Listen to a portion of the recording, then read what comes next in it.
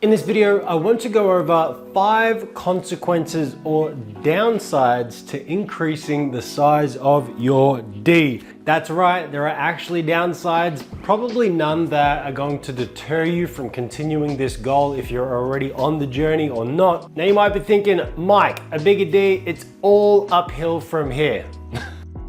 Now look, it is amazing to have more size. I can definitely attest to that. But there are these consequences that honestly took me by surprise. So I thought I'd make a video and let you know about them. Number 1, harder is harder. Not impossible, but actually getting to the same hardness that you used to be able to get to may be even more difficult. Now, outside of hormonal changes and other things that comes with just age in general, think about the entire mechanism of your D. The bigger the balloon, the more air you need to actually fill it to its full capacity or size. So if you increase your size, you need more air, and in this case, you need more blood flow.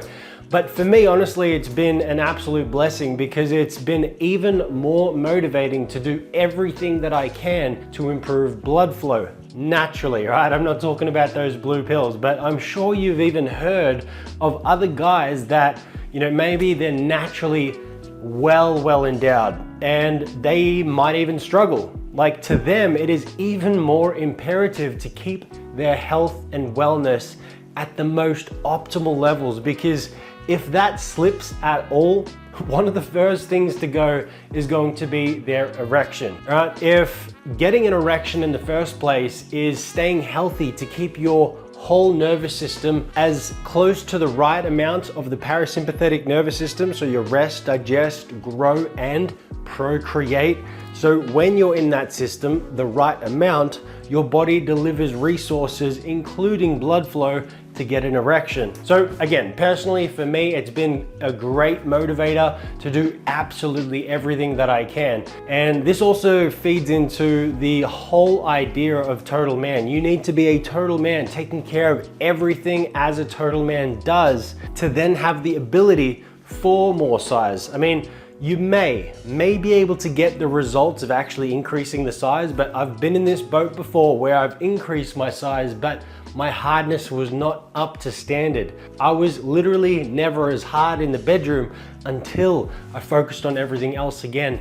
Plus, just due to the way the nervous system works and the tissues down there operate, the more you're able to focus on your hardness, I personally believe the better and easier your results will be. Not to mention a lot safer as well. Number 2, decreased control. Now this is only for those out there that struggle to have or maintain control in general. Now, as a former but fellow 2-pump chump with premature ejaculation in the past, this actually also took me by surprise, because this was one of the first things that led me to this industry in the first place, going to good old mate Google and discovering that all the solutions out there, or at least the ones I found, were absolutely useless until I went through my own trial and error, figuring out what worked and then building a brand, plus gaining other solutions for hardness and even stamina, and building the brand out with that as well. As you can imagine, as I improved my hardness and even my size, wow, how exciting that was. But one of the things that started to slip, even though I had worked on it and improved it in the past,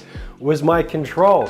The very reason I actually got into this whole space in the first place. Now, I think it's not only actually because of the first reason, so you need to get harder in order to fulfill that newly enlarged state, right? The larger balloon that requires more air, or in this case, blood flow. Now, while you're actually in the act, getting down and freaky, you may feel like you're not as hard, especially if you haven't fed into becoming a total man and working on everything else, such as health, wellness, and fitness. You may feel like you need to contract your pelvic floor, a hammock of muscles that directly contribute to being able to get and stay hard. Not everything, but it definitely contributes to getting harder. It also has everything to do with your ability to control your ejaculation. Now, it's directly tied to a part of the nervous system that when you contract these muscles, and in this case, you might be doing it just to stay hard, this actually propels you to the finish line, aka ejaculation, a lot sooner. So that's one aspect of losing a bit of that control. You may feel like you're not as hard, therefore you step on the gas pedal to get hard, but that unfortunately unfortunately propels you to the finish line.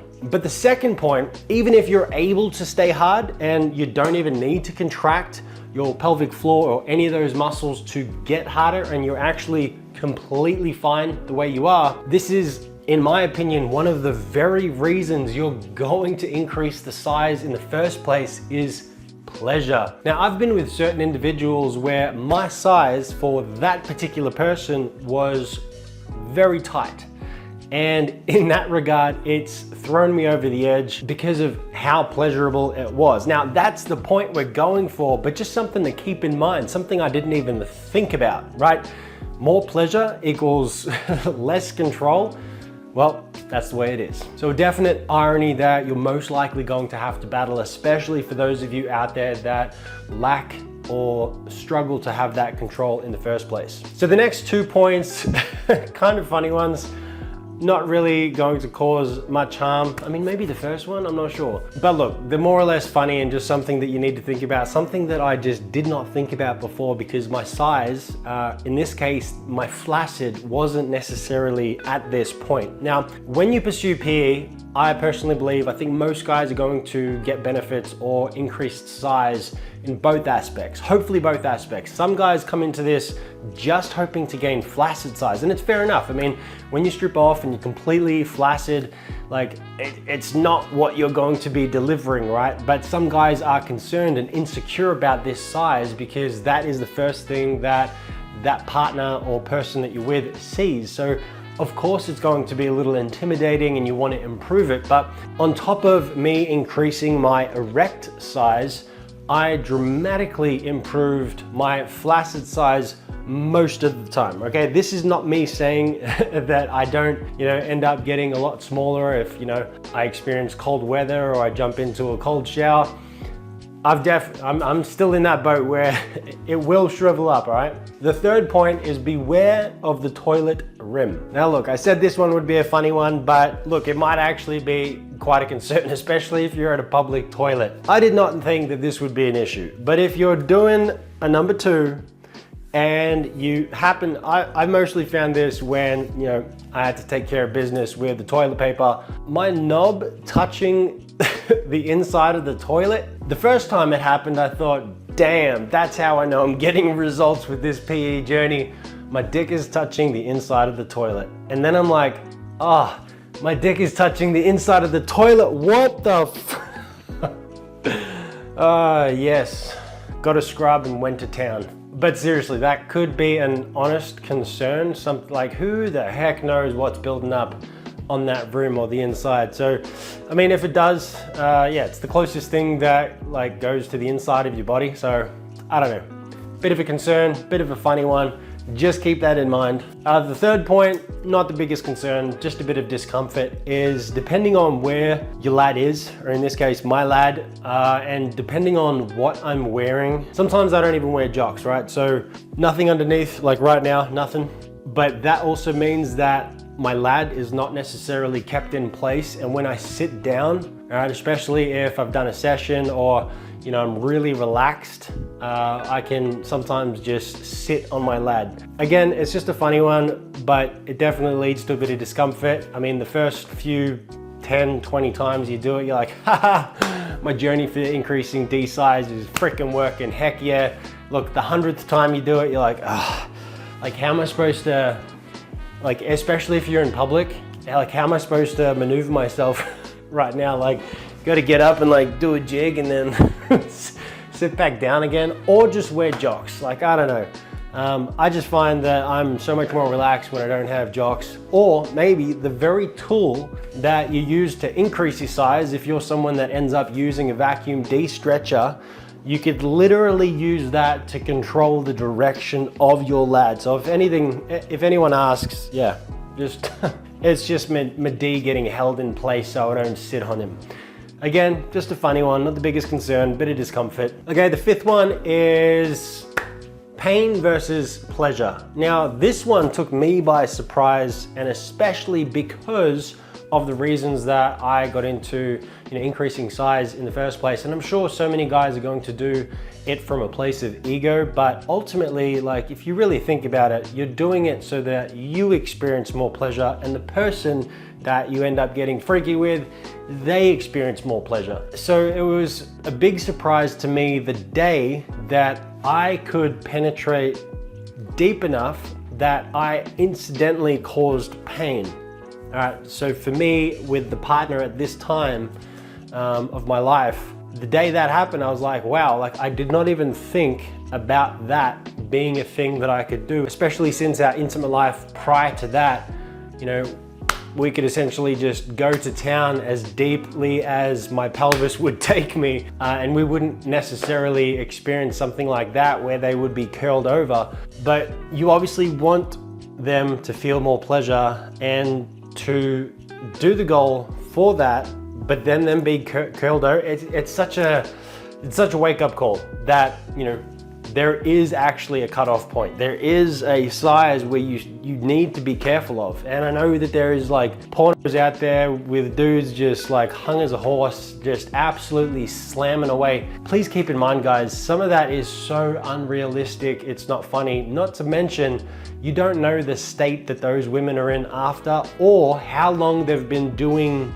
that size for. Are they on pain meds? Are they just a freak of nature? Like, just like there are outliers of guys with certain sizes, there might even be women with certain sizes that can tolerate that much. That could be the very reason that they're in that porn in the first place. Just like the guy has a massive size, so he's sought after for that porno. That woman could also handle that, so she's sought after for that porno. So just keep that in mind. So I think pornos can skew our realistic goals and outcomes and just what guys and even women or guys receiving want. Each person is going to be different. Your partner or whoever you're with at the time could be completely different. Please keep in mind that bigger is not always better. It may equate to more pleasure, but there may also be a cutoff point or a point in which you increase the risk of